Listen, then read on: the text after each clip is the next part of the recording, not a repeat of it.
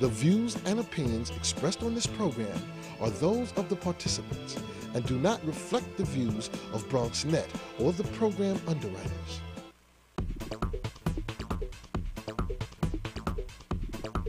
BronxNet. Your voice, your views, your vision. In this economy, the question is, what do you do with the recession being the way that it is and people struggling to have a job? Well, you can go into entrepreneurship. Coming up on this edition of Perspectives, we go front and center with an author who talks just that. That's straight ahead on this edition of Perspectives with yours truly, Daren Jaime.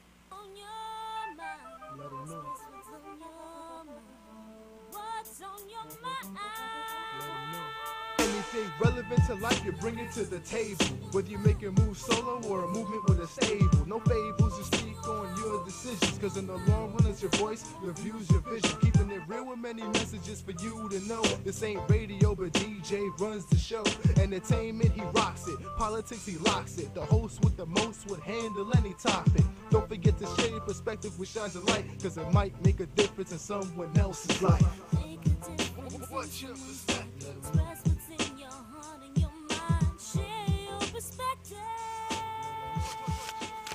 And hello, everyone, and welcome to another edition of Perspectives. I'm Daren Jaime, and of course, we invite you to stay connected to us multiplicity of ways, but make sure you hit us up on our social networking sites, as well as check us out on the web, www.bronxnet.org, and there you can see some past episodes of the show, and also be able to share with us your comments and your thoughts. But coming up on this edition of Perspectives, we go front and center with the issue of entrepreneurship. It's not an issue, but it's really a career, and more people are breaking out and getting into entrepreneurship. The economy has forced people to really deal with entrepreneurship. Our guest in studio is not just an entrepreneur, he's a motivational speaker, an author, and there's much more to his experience. He's Dr.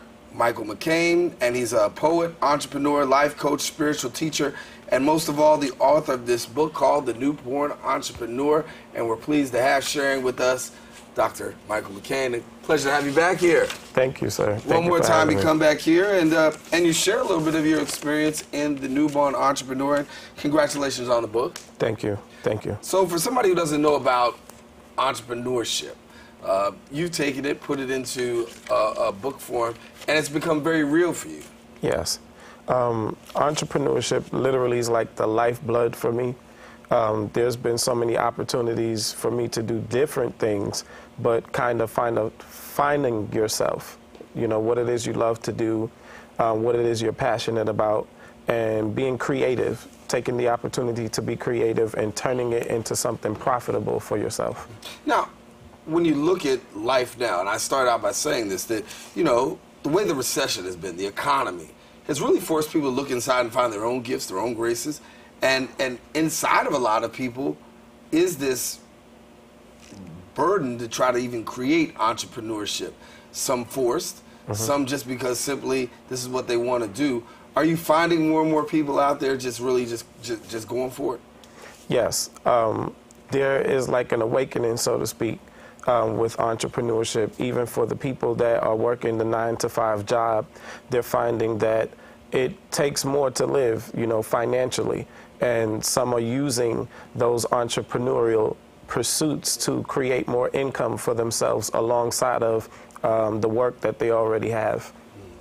So as you began to write the book, what were some of the foundations to get you to write this book? It's called The Newborn Entrepreneur, and if you haven't seen it, let me just lift it up for you right here. It's called The Newborn. First of all, tell me about the title. Why The Newborn Entrepreneur? I chose The Newborn Entrepreneur because literally I wanted people to know that from the womb or from conception, you have treasures, gifts, talents, ideas, and things on the inside of you that throughout the course of life is like a newborn. You have these things in you, but it's a process of getting to know them and them unfolding in your life, you discovering them, and also it's like a baby being molded and born and taking those first steps, you know, those first stumbles, learning the language, so to speak, and things of that nature, growing into the adult or the person that you will be in the future. As you began to write the book, obviously you're writing through experience as well, and you have ventured off to be an entrepreneur as well. You're the president at the Blend Media and Maximize Publishing, and you've got your own business that's going on there. When did you decide for you that this is what I wanted to do? I made that decision in between some changes that was going on in my life, such as divorce, dealing with some changes that happened with ministry, and I realized that I was dealing with a situation where I knew that I was talented and gifted, and I was not fully using everything that I had on the inside of me, which caused me going beyond just writing the books to seeking to maximizing my potential and using the publishing company to take it a step further, not just publishing my own work, but also helping those that needed an outlet to have their voices be heard. And so how's it feel being a publisher? It feels great when you connect with people and you're able to help people birth their visions, coach them through steps necessary, because some people need the help. You know, they have the idea, they have the message, but may not have everything that's needed to get them through the process. And so it has enriched me with several different skills that I didn't think would be possible. All I knew is that I wrote books, but I never knew that I would end up being a CEO of a publishing company and coaching others and bringing others through that process.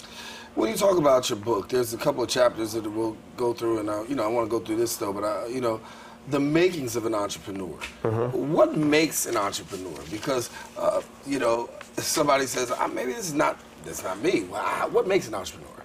What makes an entrepreneur is knowing that you have vision, and knowing that the vision that you have is very achievable. You know, people have dreams and desires, but anytime that you have a passion that burns, it's something that you feel like you cannot live without. Whatever that calling is, that talent is, or that gift is, it's assigned to you that that's something that you should be pursuing further or working on to develop. For some people, it may not mean quitting your job right away.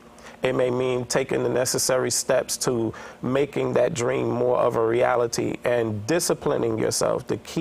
One of the keys is the discipline, to sit and dedicate yourself time-wise and educating yourself to the fulfillment of the process of that. You said something very important about quitting your job right away, because I think sometimes when people get the conception that they're supposed to branch off in a different area, whether it's entrepreneurship, even when it's time to move on and find another job or a career path, it's almost like the first step that people make sometimes hurriedly is to abort the job that you have. Right. Speak to us about that, because you got to know when to make the move to be that entrepreneur. And I know for you, you've made some moves in your own life, and one even moving down south. But talk to us about the timing in making these moves. Timing is very critical. Timing is critical because it hinges everything, the success or the failure of whatever it is that you're moving into or working on. So you have to be very strategic in what you do. You have to have vision for what you're doing. You have to plan, have strategy, learn the process of, and getting familiar with those things. Some of the things that you'll do, it'll take you time to get familiar, learning yourself, learning your strengths, your weaknesses, and things of that nature. All of those things are important to know in the process of starting up a business, and the maintenance of the business. And once you're fully into the flow of those things, having the discipline to keep up with the challenges, the demands, the different seasons of change that will come your way. I think most people go into entrepreneurship blindsided with great expectations, high expectations, and sometimes those things are not realistic. They may not play out the way that individual may intended or visioned for it. And those are also things that you need to prepare for. I talk about it in the book, prepare for the worst. Right. Sometimes you have to prepare for the worst from the beginning so that you're not caught off guard. Giving yourself a plan, if it's a year, if it's a 5-year plan, to what it will take you to get you to that place that you desire to be. Let me take a quick break and come back more with Dr. Michael McCain talking about the newborn entrepreneur. Going to go in depth. That's his book. We're going to go in depth and take a look at some of his chapters. Let him give a little bit of insight into it. And I guarantee you that if you're looking to become an entrepreneur or just want to strengthen your skills as an entrepreneur, we'll help you right after the break.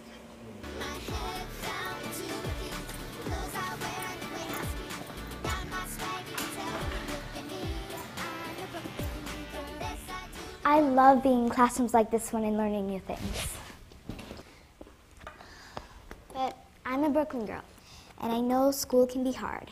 It's demanding, and we kids have many distractions, lots of other things we could be doing. Sometimes even your friends may tell you that school isn't cool, that it isn't the place to be. Don't listen to them. There's nothing more important than education. It's the key to everything else.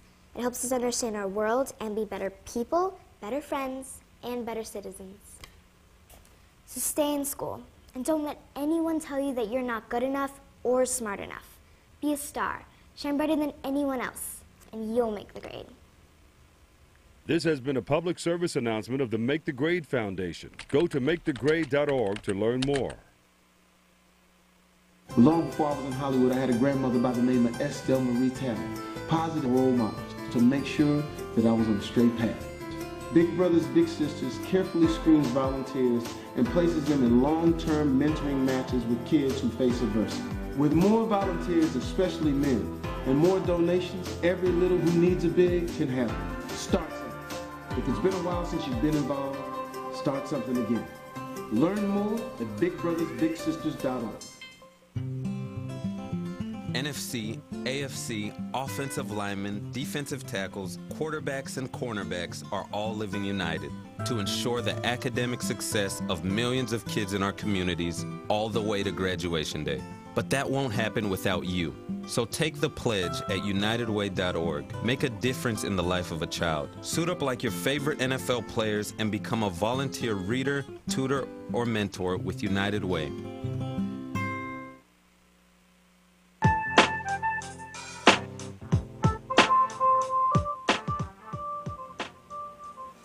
Back here on Perspectives, our guest in studio, Dr. Michael McCain. He's the author of the book, The Newborn Entrepreneur. Not only is he the author of the book, he's the president of Blend Media and Maximize Publishing. And before the break, we were sharing a little bit about the book, and you go in depth with a couple of things. And in order to be an entrepreneur, there's some key steps you got to have. Yes. First off, you say vision, and in your book, you highlight vision and.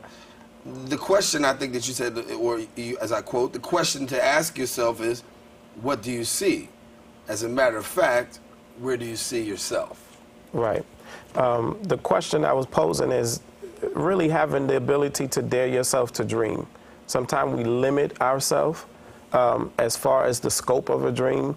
You know, sometimes the things that we desire to do are very vast, and you meet different challenges with reality with those different things, but it's okay to dream. You know, sometimes society will make us feel like, okay, the things that we want to pursue, the things we want to do are unachievable, outlandish, unrealistic, and things of that nature. But if you really take time to have vision, daydream just a little bit about what life could be like, the achievements that you could make, the strides you could take, and then building a plan or strategy to get there. And when you talk about vision, I think sometimes we find that people will participate in someone else's, right, but they won't have one for themselves. Right. How do you go about finding one, having one for yourself? It's really centering yourself to what you're passionate about. And once you know what that is, what your true calling is or your true talent is, and being confident about it, I often say that if you don't give yourself a vision, if you don't give yourself a purpose, someone else will. And you'll find yourself living out someone else's idea for you, someone else's purpose for you, someone else's mindset concerning you. So it's really about finding what it is that you love, what you're passionate about, and pursuing it. Leaders, entrepreneurs, how important is vision to being that? It's very important for leadership. Because it's one of the conduits that bring change. You know, we are agents of change, those of us that are in leadership, and if there is no change and there's no pursuit of some of the vision that we have on the inside of us, some of the changes that we're hungry for or that people are yearning for, we will never see if we don't raise up as leaders daring to birth those things that we envision. Those ideas, those gifts, those talents, those businesses, those strategies and different things. If we don't dare to set our foot to do it, then who is going to do it? In your book, you also not just talk about vision, you talk about also having the power of a plan. And you know, after you have a vision, I guess if you're an entrepreneur, a business person, there has to be a plan. Give us some insight into the power of a plan. The power of a plan literally is your blueprint. Once you have narrowed it down to what it is that you want to do, who it is that you want to be, what type of business it is that you want to go into, you need a vision statement, a mission statement. You need to take time to plan out your strategies, your financial plans. There are so many different layers to the plan that you need to be very specific about. And to be honest with you, once you get down to the nuts and bolts of that, for many people it defines whether if they go further into really making the entrepreneurship dream happen or that particular business happen. And for some, they visit the reality that they need more time. They need more skill. They need more mentorship from someone who has more experience in a certain area that will help bring them into what it is that they need. Is that one of the pitfalls that people make? Because I think sometimes they think that once you have this vision, you have this plan, and you want to be this entrepreneur, that you just roll it out. And sometimes you have to understand you have to roll back and sometimes step back. But people with pride and I guess a lot of other things feel like, listen, I can just do this. Very much so, sir. I really believe that even without an education, entrepreneurship is one of the easiest things if you have the right mindset, if you have the right backing, if you have the right mentorship. I mean, even without a college degree, high school diploma, and things of that nature, you can make some great things happen for you. But it's all about having that support system. That support system comes from both the mentorship, the wisdom. Is simple as investing in books. It's simple as investing in audio material, anything that is going to feed you, make you knowledgeable in the area of business that it is that you're doing, and connecting yourself with the right resources and people to help align yourself to get there. Now, and when you talk about the power of a plan, it says no entrepreneur should, and I wish we had a graphic for this, start a business without having the following: vision statement, mission statement, company values, proposal, and marketing strategy. Kind of understand the vision, kind of understand the mission. Give us a little bit about the entrepreneur and the company values. Company values, you know, if there's a dress code, if there's slogans and things that you use that are meaningful, different policies that you have in place so that you as an entrepreneur and those who work alongside you as employees are a part of a brand. And you want to make sure that your brand is being represented. You want to make sure that your vision is being spoken of. If you greet people a certain way, if you end your greeting a certain way, all of those details need to be made plain, need to be made known, so that as you're going forward, people that interact with you, they can hear in common conversation as far as a greeting, what your brand represents. So from start to finish of their experience, they get a full scope of what it is to interact with this business, what kind of services they get, what kind of level of professionalism they can be accustomed to receiving from you. When you talk in your book, there's a thing that sounds kind of painful when it talks about, I hope you fail. Yes. Why do you hope that somebody fails, doctor? Failure is one of the things that teaches people lessons that you can't read out of a book. Failure causes you to face some things that open up a reality or a revelation to you in a different way that you have not experienced. You know, some people see failure and it's the shock of it all or the trauma of it that causes them to really look at life and not want to do anything further they kind of want to give up. But failure has taught me some of my greatest lessons. It's like where your strengths are. It teaches you what you're really here to do. You start to see things differently from a different perspective. And in that downtime, you start to notice the things that you could focus on that will cause you to do greater. You start to notice the things that you could invest in to strengthen yourself, to strengthen your life. So I say, I hope you fail, in the sense that I hope you learn from your failures in life. I hope you see something. I hope you get the message. I hope you get the lesson, because there's always a lesson in each failure that you approach or that you experience. And I often call failure redirection. Failure gives you that opportunity to have that experience, to reevaluate your life, and to set yourself on a different path. Should every entrepreneur fail? Of course you will. Of course you will.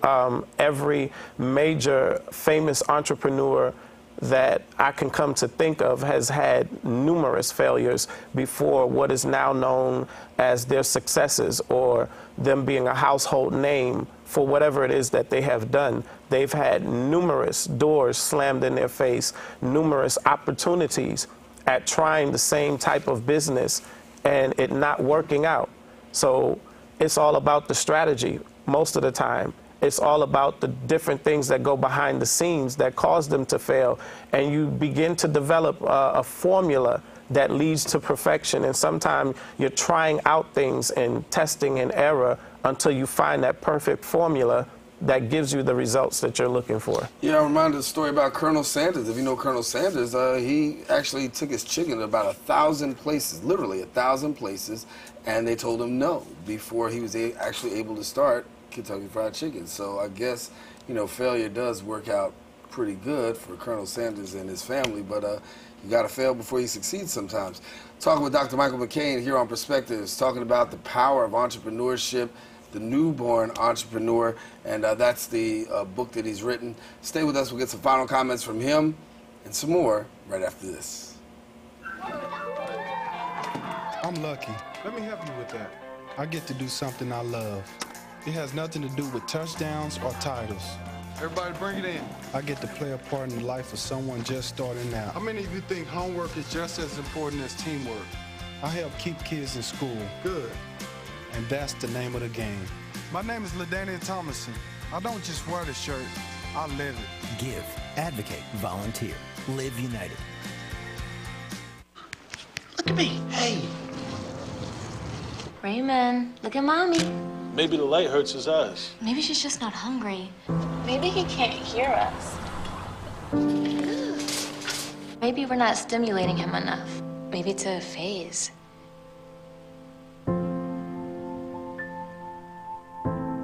Avoiding eye contact is one early sign of autism. Learn the others today. The sooner it's diagnosed, the better. A single ember from a wildfire can travel over a mile. That ember can ignite and destroy your home or community. You can't control where that ember will land. Only what happens before it does.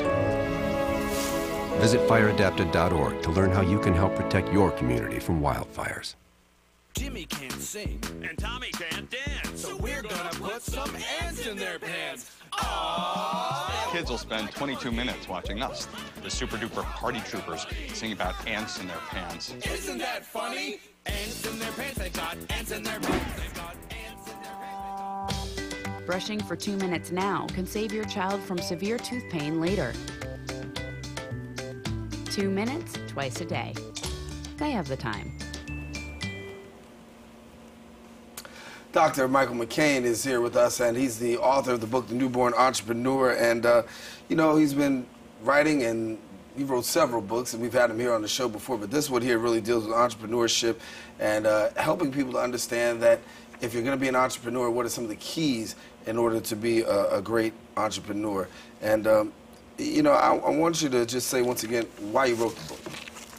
I wrote the book to help people in the minority community understand that visions and dreams are possible, that they are achievable, that you can make some great things happen with your life, that for those that are having a hard time finding work, employment, and things of that nature, it's just a challenge of re-envisioning your life, re-strategizing some things, thinking about things different. Something as common as a cleaning business. When I first started one of my first businesses, I had a hard time finding a job. And I took something very simple that I did on a day-to-day basis, and I turned it into a business for myself.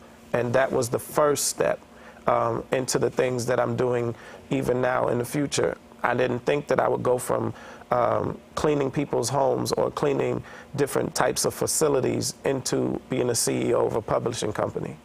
Awesome ride, huh? Yes, sir. So for people who want the book, how do they go about getting it?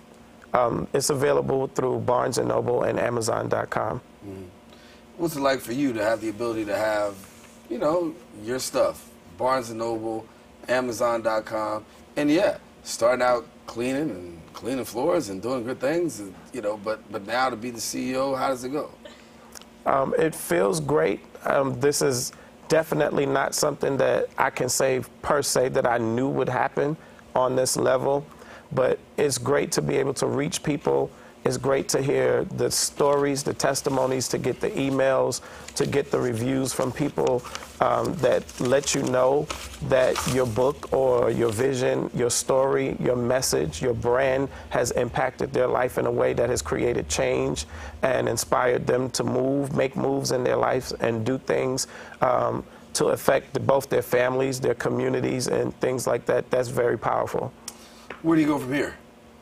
From here, I just expect greater from here. I can't really say per se, but I would like to see greater from here. And when you talk about writing a book, for somebody who wants to write a book, yes, sir. What kind of advice do you give them? I would say start with a timeline. Doesn't matter what type of book it is. Start with a timeline of the topics and the events and things that you would like to cover. And once you have that timeline completed, have someone interview you or get a recorder and talk about in depth the things, the topics that you plan to cover within that.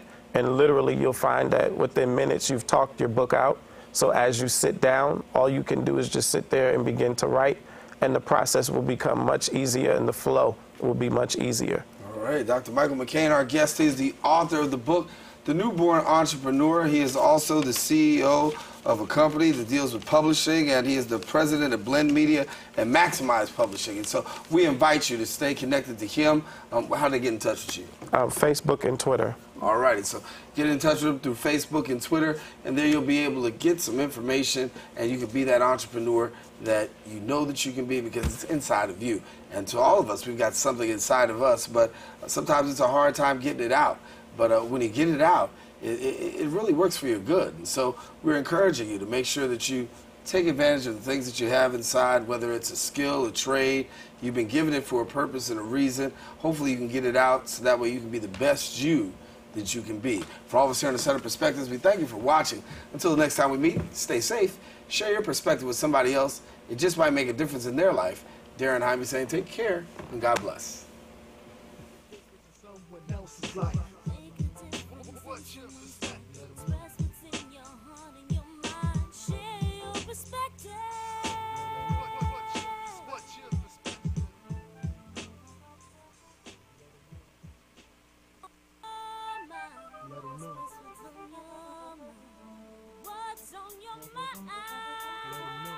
Anything relevant to life, you bring it to the table. Whether you make a move solo or a movement with a stable. No fables, you speak on your decisions, because in the long run, it's your... So, I got this new family. And I don't know what it is about this one, but she can't seem to put down that toy. Oh, and she even talks to it. Who's she talking?